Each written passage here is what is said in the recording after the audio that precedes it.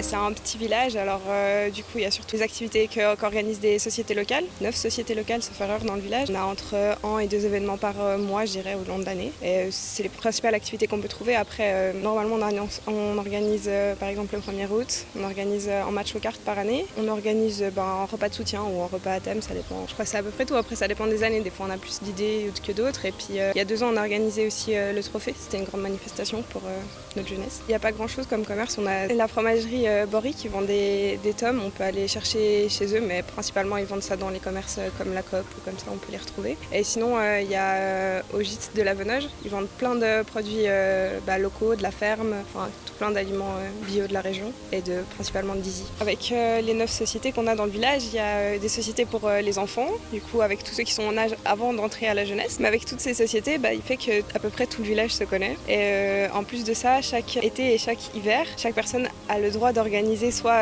les terrasses d'été, en été, et ils peuvent inviter tout le monde chez eux à boire l'apéro, ou alors les fenêtres de l'Avent, donc tous les jours jusqu'au 24 décembre, il peut y avoir des apéros chez les gens qui choisissent d'inviter des gens chez eux. Même les nouveaux habitants, du coup, s'ils veulent organiser ça leur permet de connaître tout le monde et petit à petit, à peu près tout le monde connaît tout le monde dans le village, donc il y a des assez bonnes relations. La plus vieille archive qu'il y a aux archives cantonales, c'est un document qui a été signé à Dizy. C'est une assez vieille commune. On a fêté les 1050 ans de Dizy en 2014. Du coup, je suppose que ça doit être dans ces eaux-là. Enfin, les habitants de Dizy sont appelés aussi les fous. Ça vient du fait que c'est l'endroit où il y avait les dernières personnes qui s'occupaient des moutons. Enfin, après, les gens, ils ont évolué, ils ont acheté des chèvres ou des vaches. Et à Dizy, c'est le dernier endroit où on avait des moutons. Et les gens qui s'occupaient des moutons s'appelaient donc les fous.